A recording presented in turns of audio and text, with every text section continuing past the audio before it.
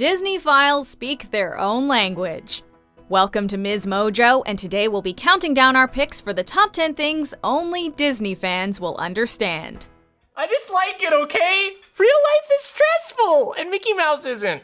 I like Mickey Mouse. Before we begin, we publish new content every day, so be sure to subscribe to our channel and ring the bell to get notified about our latest videos. For this list, we'll be going over the references and situations that are best appreciated by Disney fans, though others can hopefully enjoy them too. Number 10. The true pain and pleasure of how much money you spend on Disney merchandise. It's just my collection. Oh, I see. Hardcore fans of Disney are passionate about nearly everything associated with the company. This includes the many collectible items and other merchandise put out by the company. What are those? I don't know. I thought they looked kind of dashing. This can lead to extensive collections of Disney memorabilia. And while being surrounded by the thing you love can be gratifying and worthy of bragging rights, it can also be incredibly expensive depending on how much you want to collect and how expensive or rare it is. We're all for having a hobby, but just make sure it doesn't bankrupt you in the process, okay? Number 9. Knowing all the songs. He's got 95 white birds and mom. He's got the monkeys. Let's see the monkeys do this. He's a star. One of the most fun things about Disney films is their catchy and memorable songs. Given that most of us watch the movies when we're kids, their melodies often stay with us our whole lives. Hakuna Matata. Ain't no passing craze. It means no worries for the rest of your days. Although most people tend to remember some of the greatest hits, such as Let It Go or Hakuna Matata, only the biggest Disney fans can rattle off the lyrics to every song, including the most obscure themes from the lesser-known movies that the average person would be hard-pressed to name. Just imagine the karaoke battles.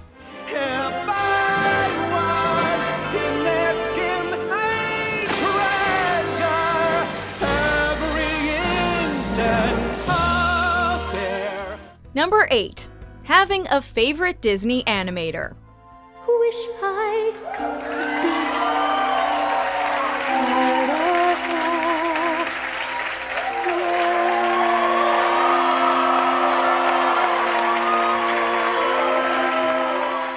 People behind the scenes of cinema deserve much more credit than they get, and Disney fans are more willing than most to give them their due. Because Disney animation is brought to life with such amazing detail, fans often develop favorites among the company's animators. Regardless of whether it's one of the so-called 9 old men or a newer talent, Disney animation fanatics frequently find a preferred animator whose name they're happy to see while watching all the way to the end of the credits, which is another habit of diehard enthusiasts. Number 7. The struggle of picking a vacation spot. I was thinking that we could see the world and experience new cultures. Like at Epcot. No, like expand our minds. Like an Imagineer. Somewhere like Spain or France or Germany. Like at Epcot. Vacation may be all we ever wanted, but it's hard to know where to get away sometimes, since the whole world is a possibility, barring those too expensive. For Disney fans, though, there are considerably fewer desired locales to visit, as despite their potential places to go, Disney theme parks will forever act as a siren song begging to be visited. Even knowing that doesn't preclude them from difficulties though, as they still have plenty of Disney destinations to choose from. Since Disney parks are on multiple continents, and there are some who seek out locales where Disney movies were filmed or inspired animated scenes. Number 6. No capes. Oh, the cape and the boots. No capes. While we rarely take fashion advice from cartoon characters, who are we to argue with Edna Mode? Oh, where the heck am I gonna get a new You suit? can't! It's impossible! The short-statured mistress of superhero haute couture appears in the Incredibles series, and her instruction to Mr. Incredible about his costume design is both a prescient plot point in the film, since it proves the villain's undoing, as well as a piece of pop culture that's become a meme. particularly among Disney and/or Pixar fans. You can't generalize about this. Meta-Man, Express Elevator, Diner Guy, Snag on Takeoff, Splashdown, sucked into a vortex. No kicks! Not that we don't think some heroes can't pull them off, of course. Edna's just fun to imitate. Oh my god. Yes. Number 5. Disneybounding. Chances are, unless you've tried to dress up like a Disney character at a Disney theme park, you have no idea what Disneybounding is.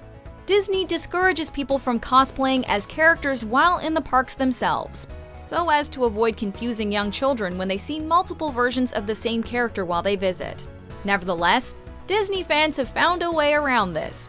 Disneybounding occurs when someone wears modern clothes whose colors or style bring to mind a certain character, thereby allowing fans to dress up while still not pretending to be them.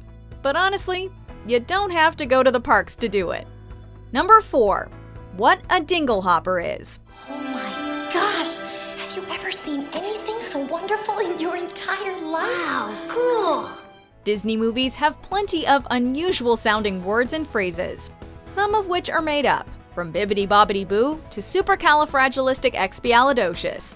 It's supercalifragilisticexpialidocious, even though the sound of it is something quite atrocious. When speaking to a Disney fan, it can sometimes sound like they're just having a lot of fun making noises with their mouths, which, if you haven't tried it, is a blast. We've chosen to highlight the nonsense word made up by Scuttle in The Little Mermaid, Dinglehopper. This is special. This is very, very unusual. What? What is it? It's a Dinglehopper. When Ariel shows him scavenged human artifacts, Scuttle gives them made-up names, as he has no idea what they are or what they're called either. And one of the most memorable is a fork, which he calls a Dinglehopper, and believes functions similar to a comb. Cue us getting weird looks at dinner. Number 3. The true differences between Disneyland and Disney World. Disney World or Disneyland is usually used as a catch-all term by many people for a Disney park, depending on personal preference. After all, one Disney park is just like another, right? Wrong. Now obviously one is in Florida and the other in California, but location isn't the only difference. While both share rides and attractions, each usually has its own unique ones too.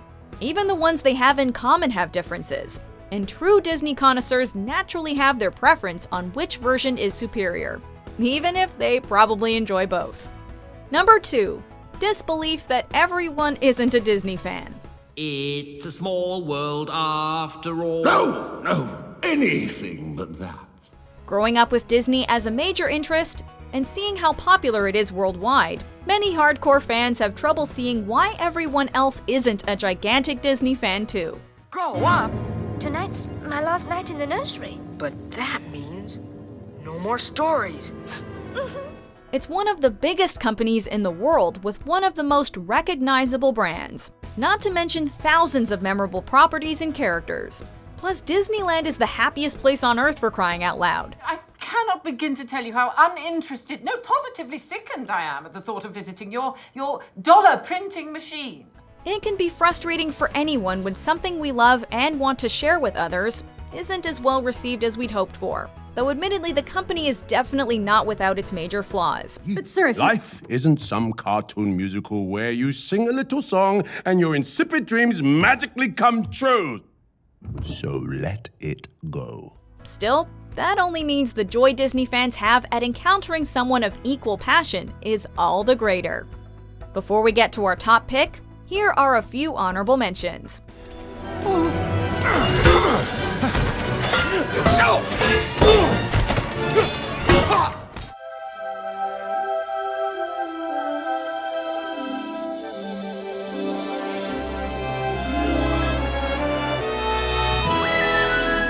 Number 1.